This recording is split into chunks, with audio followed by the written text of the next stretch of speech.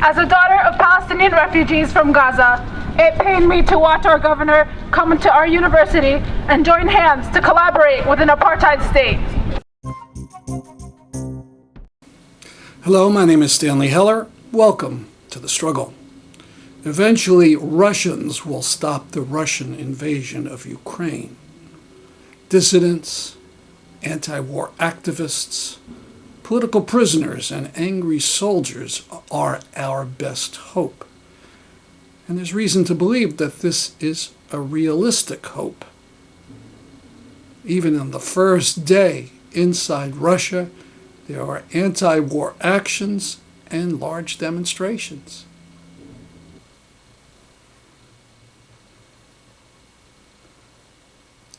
Elena Kovalskaya made her protest by resigning from her top position as director of the Meyerhold State Theater. She very bravely said, "It is impossible to work for a murderer and collect a salary from him." This person held up a sign denouncing the war. He was immediately arrested. This is video of a St. Petersburg protest.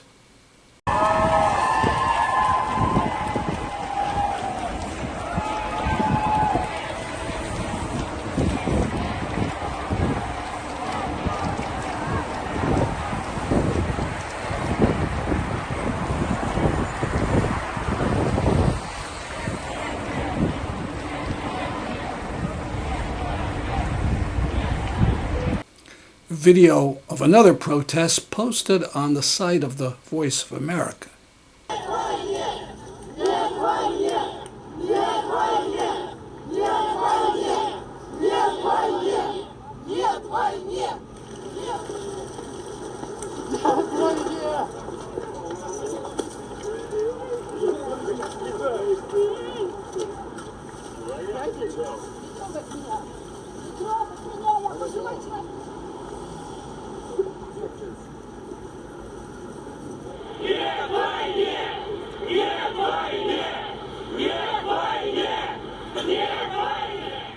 Я резко против того, чтобы на Украину вторгались российские войска. Это, по-моему, два народа вообще рассоединяют еще больше, на долгие столетия, даже не на года. Уважаемые граждане, повторно довожу до вас требования освободить данный участок местности. Не исполнившие требования лица будут привлечены к установлению законной ответственности. Вы нарушаете законодательство о публичных мероприятиях.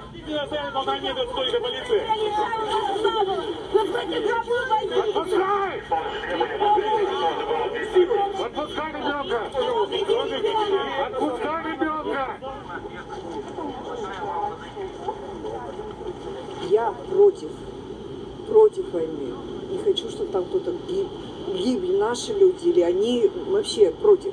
И считаю, что Путин агрессор. Считаю, что это позор для россиян. Поэтому я здесь пришел вот с этим плакатом, где написано, что нет войны на Украине. Потому что лицо закрыл я, потому что опасаюсь последствий того, что я пришел на этот митинг.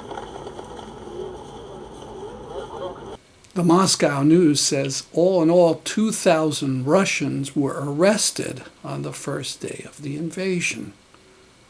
Opposition-leaning celebrities like YouTuber Yuri Dud and rapper Oxymiron called for a Russian anti-war movement patterned on the American anti-Vietnam War movement of the 1960s. Jailed dissident Alexei Navalny spoke out against the war during his trial in Moscow on another bogus charge against him. This tweet tells us that Nobel Prize-winning editor of Novaya Gazeta, Muratov, announces that the next edition of his paper will be printed in Ukrainian and Russian, and says, in my opinion, only a Russian anti-war movement can save the life of this planet. We should keep in mind in our activity that we want to further and encourage this Russian anti-war effort. This is a solidarity message to Ukraine in Syria from artist Aziz Amar. As we record on the 25th, there's no news that Putin's blitzkrieg has resulted in the capture of any major Ukrainian cities. Perhaps this should not be considered such a surprise, as Putin's armies and mercenaries have only fought against lightly armed Syrian civilians in recent years. On the 24th, Promoting Enduring Peace held a special meeting and hammered out 11 principles for talking about the crisis. The first one is Russia, get out of Ukraine. See them all at pepeace.org. And this QR code will get you to the archive PEP has been maintaining for years, links to articles about Ukraine and Russia.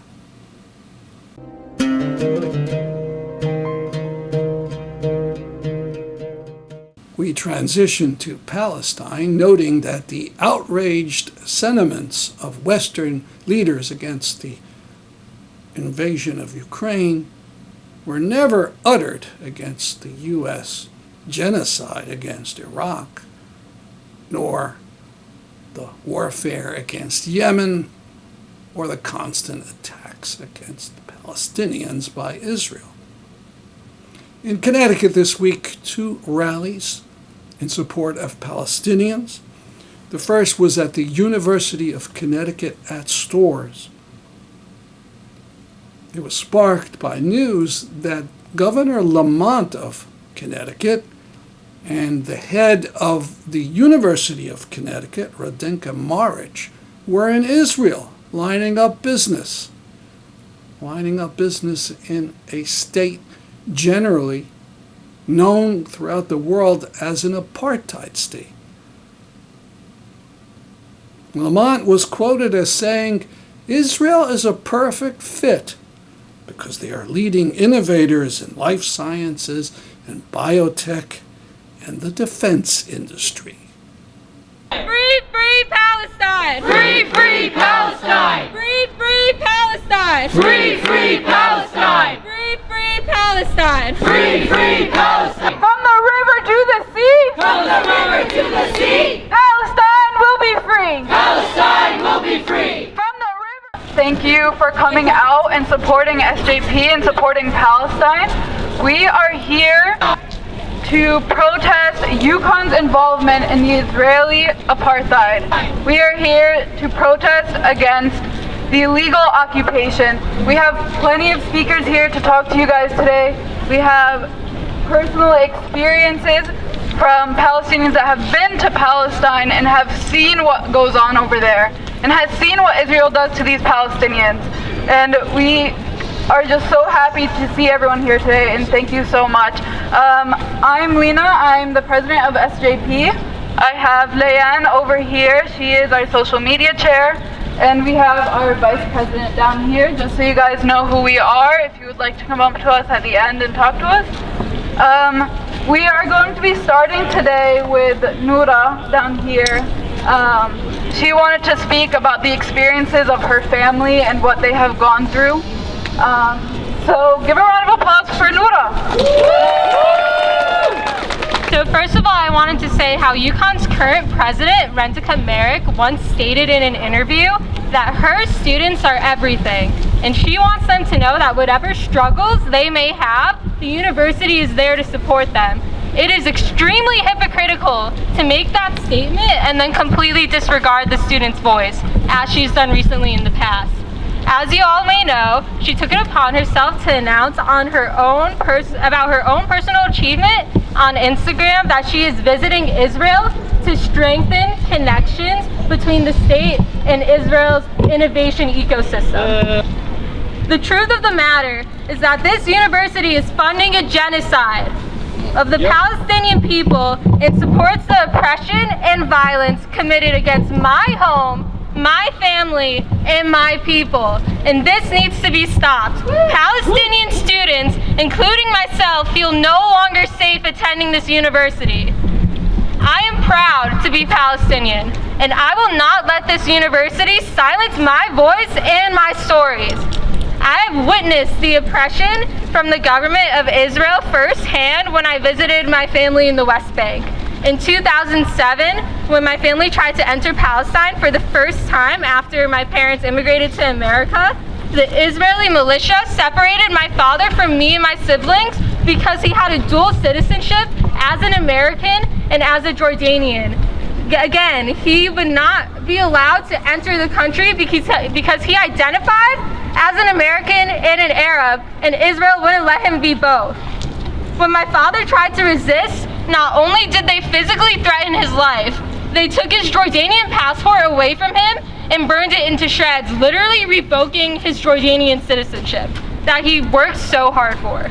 I will not let others throw my experiences under the rug because our voices need to be heard. Every time I call my family back home, my heart beats in fear because I will never know if there's a day that they won't answer. And right now, as we speak, thousands of people in Sheikh Jarrah and East Jerusalem are forcibly evicted from their homes.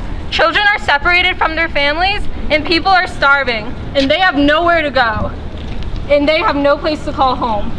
So these are the same people that have lived in these houses for hundreds of years. These are the same people that have lived in these houses before the declaration of the Israeli state in 1948 and before the Six-Day War in 1967, where Israel forcibly took away land from the Palestinian people. They have money and they have power, not only funded by the US government, but by institutions like UConn that will do anything to earn money through business connections. Globally, even if that means funding the ethnic cleansing of Palestinians. And I worry constantly about how far they will go until they wipe out the whole entire Palestinian population, and when they will come for my family next.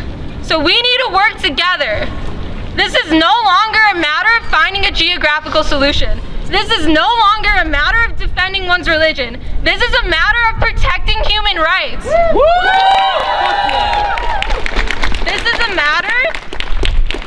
matter of stopping the ethnic cleansing of the Palestinian people. We will not back down. We will fight, and we will fight until this changes. We will fight until we make a difference. And I need you to repeat after me.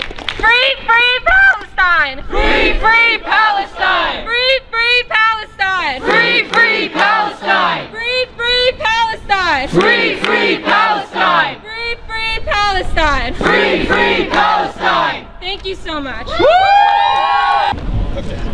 Okay. So we're all here, I'm hoping, for one reason. And that's freeing Palestine, right? We're trying to bring activism. We're trying to bring awareness. We're trying to educate other people. We're trying to gain allies. Maybe even raise some money. All these sorts of things. All culminating to the main points, a main slogan of our movement, which is Free Palestine, right? Yet people continuously try to complicate things. To try to push us under the rug. To try to push people away from it and make it look like it's something complicated when it really isn't. They try to tie us with politics. They try to tie us with religion. They try to tie us with terrorism. All of these sorts of things, when in actuality, this is such a simple issue. This is human rights. This is human rights. And we're not asking for something complicated. We're asking for three things. We want peace, we want justice, and we want prosperity. Three things. And we're all gathered here today to oppose the exact organization who's depriving us of those three things. Right? We're talking about UConn, somebody who puts they put in a seminar to try to talk about human rights. They try to push themselves as an advocate for human rights. Somebody who has an established track record of ignoring Palestinians' cries for help. Somebody who just last semester had a protest over there. We have, blatant Islamophobic, anti-Palestinian rhetoric, and they say nothing happened. And they turn their blind eye, like they can tell us when we're offended. Like they can tell us when we've been attacked. They consider Palestinians as less than. Is my Palestinian-born mom worth less than me? My American-born self? Is my family in Palestine worth less than me living in America? Are Palestinians not human? Do they not deserve the same rights that everybody else gets and takes for granted? That's what UConn thinks, and that's the school you're going to. I'm not trying to shame you for it. No, I'm telling you that you guys can make a difference in it. The students, not everybody for sure, but mainly the students can make a difference in these sorts of things. There's a rule in the Free Palestine movement, essentially. It's don't talk with your oppressors. We're not trying to make conversation with Zionists. Right. Right? Yeah. We don't need them. Nothing's going to be productive of it, and we should not have to talk to people who directly deprive us of our rights. Woo! Trust me, I've seen it firsthand here at UConn. As Lena said, I was the UConn SJP president.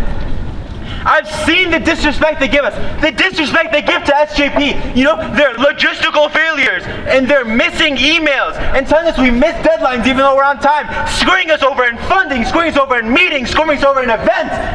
And you can't prove it, right? They just tell us, oh, sorry, we had a mishap. It's so blatantly obvious right in front of your eyes what's happening here. Yep. And they tell us nothing's happening. They glaze over it. Or how they directly support the Zionist-based organizations on campus. Giving them support, giving them seminars, giving them funding. You know Hillel gets thousands of dollars more in funding than every other student organization here? Why? Why would that be a thing? It may not be tomorrow, it may not be next month, it may not be next year, but it's going to happen. We're going to see free Palestine, and you all will be on the right side of history. So most of all, don't be afraid. Be Palestinian. Free Palestine! As a daughter of Palestinian refugees from Gaza, it pained me to watch our governor come to our university and join hands to collaborate with an apartheid state in a secret manner. Last week, in the heart of the Hartford campus, Governor Lamont and our new interim president, Radenka Maric, proudly boasted about their trip to Israel this week to attract Israeli startups to come to Connecticut.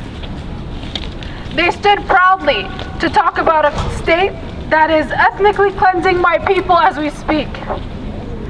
A state that's detaining children without conviction. A state that's demolishing entire residential buildings. A state that robs Palestinians from the right to access clean water and health care. Zena, why did you come to the rally today? Basically in support of my country and my people. I lived in Palestine for a couple of years, so every time, you know, these protests and people showing their support has always meant a lot to me, but specifically now, after the fact, it means a great deal more to me. You know, I was there for a couple of years with my family and have experienced, thankfully, not too many super bad situations, but I have been through a few things, so it always means a lot to see people on our side. On February 24th, there was a rally for Palestine in Hartford that started at the old State House and continued at the UConn branch in that city.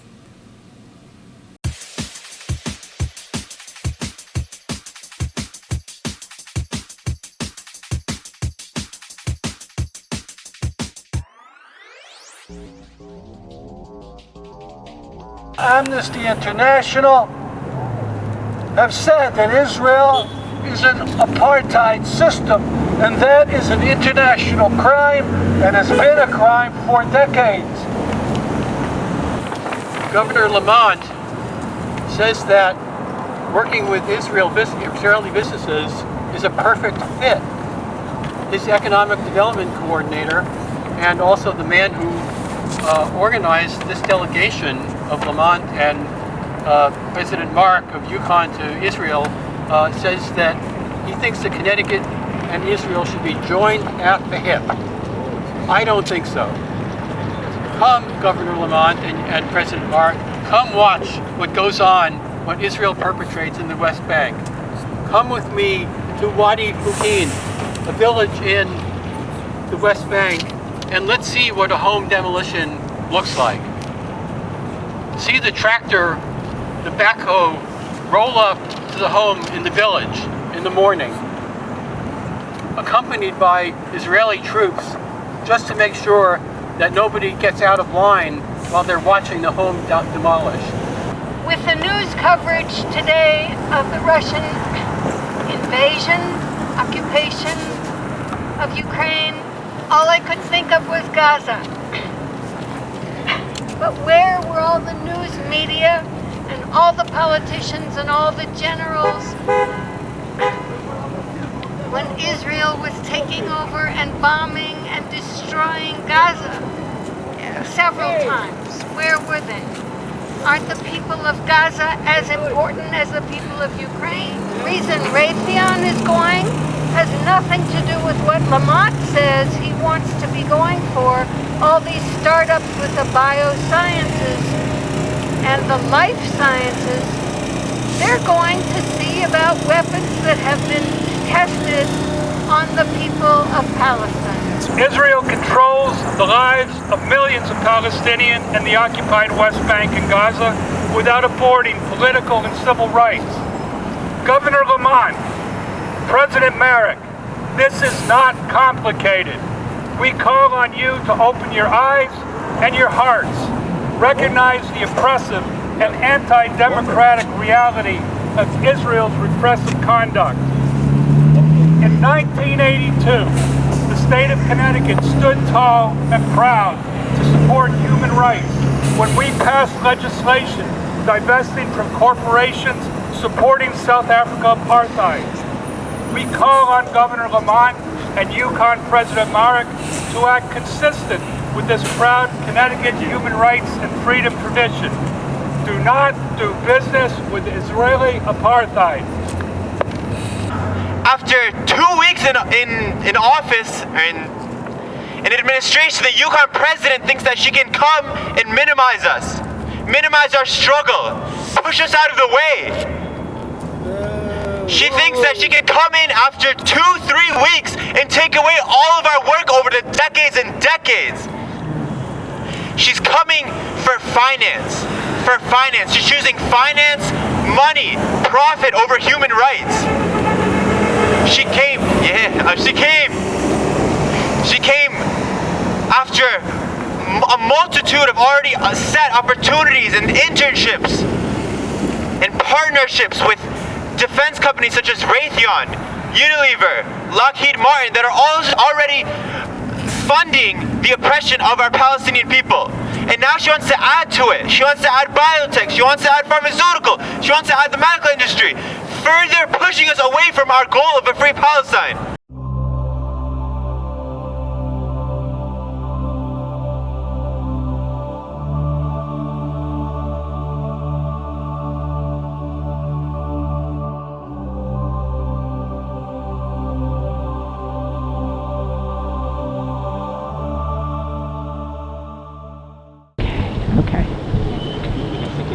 I just want to start by saying thanks to everybody for coming out on this brisk day.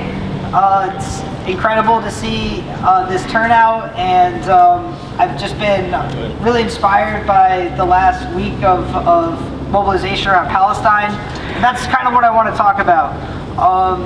As people probably know, there's a new likelihood of real wars as Russia sends troops into Ukraine. And when I think about how we're going to oppose those wars, I think first about the resistance to the to the occupation of Palestine by the Israeli state. Because just last spring, we saw the type of international mobilization of hundreds of thousands and millions in the streets everywhere to call for justice for Palestine and liberation for Palestine. I remember in Philadelphia, I was at a demonstration that was weeks into the protest movement against the expulsions from Sheikh Jarrah that had 3,000 people in it. And that's not to say anything of the 100,000 people that showed up in London, the tens of thousands throughout Yemen, and 100,000 in Iraq despite the occupation there. And this is what I think of when I think of the Free Palestine movement. Social media chair for Students for Justice in Palestine at UConn Storrs, and I just wanted to quickly talk about what happened last time we tried to throw a protest for Palestine. This was last semester, I think it was like November 2nd or something. We basically just wanted to have a protest on campus to discuss Israelis' apartheid and try to get justice for Palestinian people and bring light to the situation. And Hillel, which is actually the Jewish community for people at UConn, came to our protest and passed out incredibly Islamophobic pamphlets that spewed hate speech, spewed Islamophobia, and just created such a negative, horrific environment for Muslims on campus. And we still haven't gotten justice for that. So after that, now President Radenka, or whatever her name is, wants to do this. It's just crazy. It happens continuously, over and over and over. Imagine being a Muslim on Storrs campus and having to deal with that. My friend Konur, she's a Sikh who wears a turban, but a lot of people don't really know the difference between those two religions. She felt so incredibly unsafe on UConn's campus after this occurrence. And in fact, there was another Islamophobic event that actually just happened and occurred, I think it was like last month or something, and someone posted about it on Reddit and said that her and her friend were walking through Storrs campus and people yelled incredibly Islamophobic slurs at them. So what does UConn do when this comes out? Nothing. And they send an email to only the Muslim organizations on campus. So BMA, MSA, they only send an email to them as if this doesn't affect the entire student body, as if it only affects Muslims. Time and time again, the UConn administration chooses to ignore the plight of Muslim students on campus, and we can't let them. And that's all I want to say.